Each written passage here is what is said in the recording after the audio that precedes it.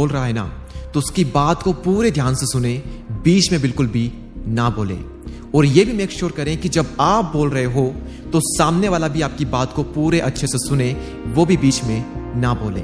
देखिए, जब भी आप सामने वाले की बात को बिल्कुल ध्यान से सुनते हो, बीच में नहीं बोलते हो, तो इससे आप एक मैच्योर इंसान प्रतीत होते हो और आपकी जो रेस्पेक्ट है वो तुरंत ही बढ़ जाती है सामने वाले की नजरों में। और ये बात भी ध्यान में रखना कि आपको ही नहीं सुनना है सिर्फ सामने वाले को, मेक श्योर करें कि सामने वाला भी आपकी बात को पूरे अच्छे से सुने और बीच में ना बोले।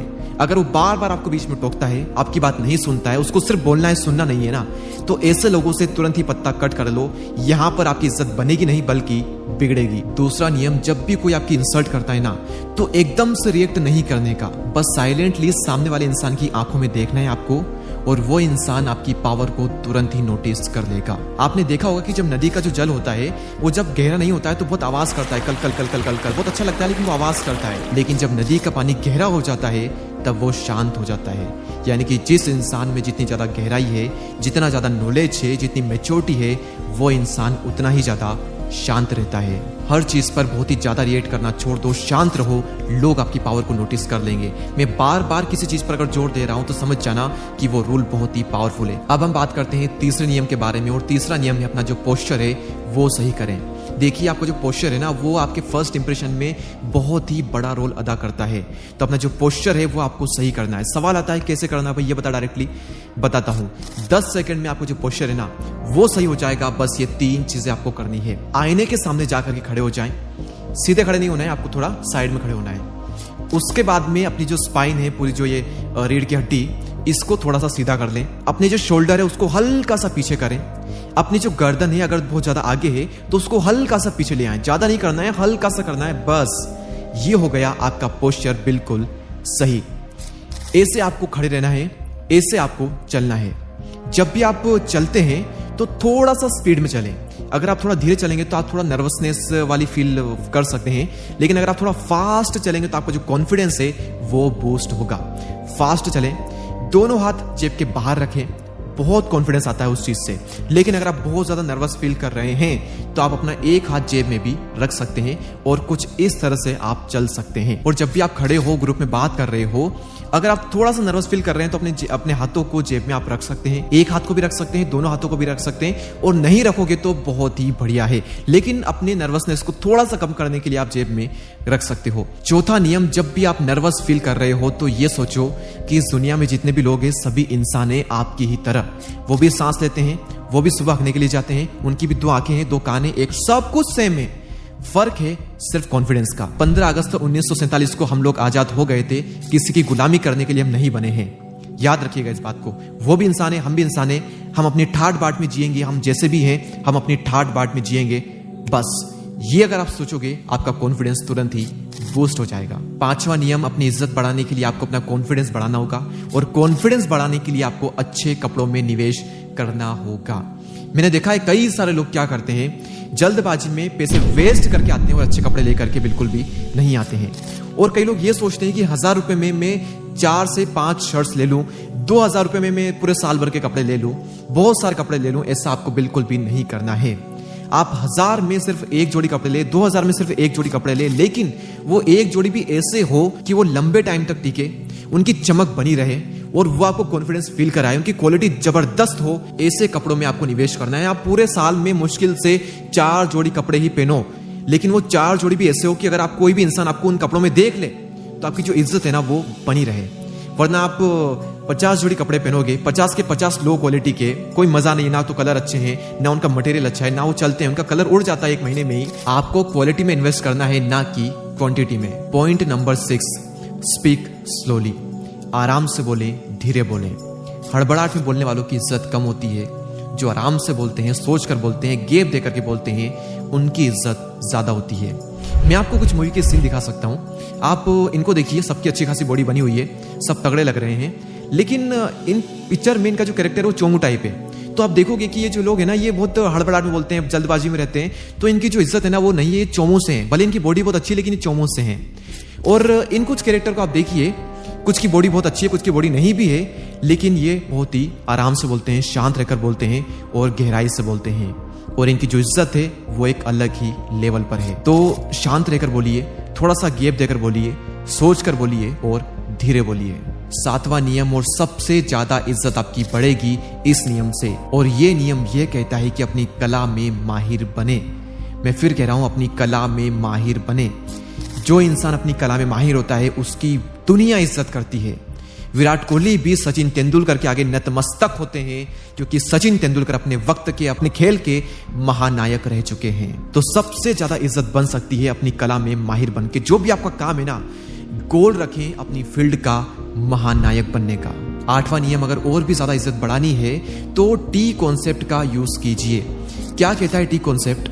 टी कॉन्सेप्ट में आप देखोगे कि एक लाइन होती है हॉरिजॉन्टल, एक लाइन होती है वर्टिकल। वर्टिकल लाइन यानी कि ऊपर से नीचे तक, यानी कि किसी भी एक फील्ड में आप गहराई तक जाएं, उसके माहिर बन जाएं, आपकी इज्जत बढ़ जाएगी। उसके बाद में हॉरिजॉन्टल लाइन, यानी कि बाकी जो फील्ड है, आप हर फील्ड का थोड़ा थोड़ा नॉलेज लेते रहें, उसमें भी आप पीछे ना रह जाएं। अगर आप ये करते हैं तो आपकी जो इज्जत है वो बहुत बहुत ज्यादा बढ़ जाएगी। क्या मतलब इसका? फॉर एग्जाम्पल, विराट कोहली और MS धोनी ने किसी एक चीज में पूरी गहराई से महारत हासिल कर ली है। उसके बाद में आप देखोगे कि बाकी फील्ड में भी वो पीछे नहीं रहे। आप देखोगे उनकी कम्युनिकेशन स्किल, उनकी इंग्लिश स्पीकिंग स्किल, उनका कॉन्फिडेंस, उनकी एक्टिंग जो है, उसकी वजह से वो बाकी फील्ड में भी थोड़ा थोड़ा ना अलग ही लेवल पर चमके हैं। उनका फैशन देखोगे, उनकी बॉडी देखोगे, उनकी बॉडी लैंग्वेज देखोगे, उसकी वजह से भी लोग उनके कायल हैं विराट कोहली के। ये बात आपको पता नहीं होगी शायद, लेकिन ये बात सत्य है। क्रिकेट के अलावा भी इन चीजों से उनकी इज्जत बहुत ज्यादा बनी है। तो ये बात आप ध्यान में रखिए, किसी एक चीज में गहराई से मास्टरी हासिल करना और बाकी फील्ड में थोड़ा थोड़ा नॉलेज हासिल करना, उन स्किल में भी थोड़ा सा अच्छा होना। तो वो स्किल जो है आपकी इस स्किल में बहुत ज्यादा हेल्प करेगी, और इससे इज्जत कहां पहुंच जाएगी, मैं तो कहता हूं आसमान फट जाएगा, इतनी इज्जत आपकी बन जाएगी। नंबर 9, अपने आप पर हंसे, लव एट योरसेल्फ। यस, अपने आप पर हंसे। ये क्या हरकत है कि अपने आप पर ही हंस रहे हैं? सामने वाले इंसान को ये लगेगा कि इस इंसान को हर्ट करना बहुत ही मुश्किल है, क्योंकि मैं क्या इसका मजाक बनाऊं, ये बंदा खुद का ही मजाक बना के खुद ही हंस रहा है, तो मैं क्या इसका मजाक बनाऊंगा? सामने वाले इससे आपका मजाक नहीं बनाते हैं। मैं भी यही करता हूं। मेरी जितनी कमियां हैं, जहां पर मैं लोगों को हंसा सकता हूं, मेरे साथ कुछ भी इंसिडेंट्स हुआ है पास्ट में, उन चीजों के बारे में लोगों को बता करके मैं लोगों को हंसा देता हूं। तो मेरा वो क्या ही मजाक बनाएंगे? वो मजाक बनाए उससे पहले मैं खुद अपना मजाक बना देता हूं कुछ जगहों पर अपने दोस्तों में, तो क्या मेरा मजाक बनाएंगे? तो अपने आप पर हंसिए, इससे लोगों को लगता है कि आपको हर्ट करना बहुत ही मुश्किल है। और याद रखना, इसका मतलब ये बिल्कुल भी नहीं है कि आप हर जगह अपना मजाक बनवा लो। ये रूल सिर्फ आपको अप्लाई करना है अपने दोस्ती यारी में, अपने जो सबसे क्लोज फ्रेंड है या फिर अपने जो रिश्तेदार फैमिली, यहीं पर अप्लाई करना है। हर जगह भी अपना मजाक मत बना लेना। अब हम बात करते हैं 10वें नियम की, और 10वां नियम 9वें नियम का बिल्कुल अपोजिट है। 10वां नियम ये कहता है कि कभी भी अपनी कमियां किसी को भी ना बताएं। 9वें नियम में तो हम बात कर रहे थे कि अपनी कमियां बताएं, अपना मजाक बनवा ले, खुद ही अपने आप पर हंसे। तो 10वां नियम इसका एग्जैक्ट अपोजिट क्यों? क्योंकि आचार्य चाणक्य ने कहा है कि अपनी कमियां कभी भी किसी को ना बताएं। क्योंकि जब भी आप किसी को अपनी कमी बताते हो तो स्टार्टिंग में तो ठीक लगता है, लेकिन समय आने पर हो सकता है कि सामने वाला आपकी कमी का गलत फायदा उठा ले। 11वां नियम यह कहता है कि हमें सिर्फ इज्जत पानी नहीं है बल्कि इज्जत देनी भी है। अगर आप लोगों को वो देते हो जो वो चाहते हैं, तो लोग भी आपको वो देंगे जो कि आप चाहते हो। आप अगर सामने वाले से इज्जत चाहते हो तो आपको भी इज्जत देनी पड़ेगी।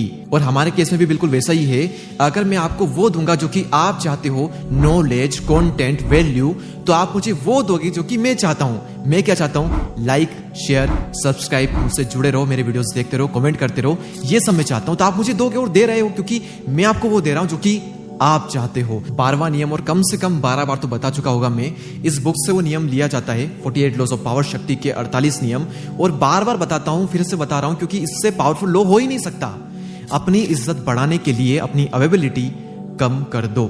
प्रकृति खुद ही एग्जाम्पल देती है ना, कि बारिश के दिनों में मैं देख रहा था, एक महीने से लगातार बारिश हो रही थी, बादल छाए हुए थे, सूर्य नहीं मिल रहा था, सनलाइट नहीं मिल रही थी, मजा ही नहीं आ रहा था।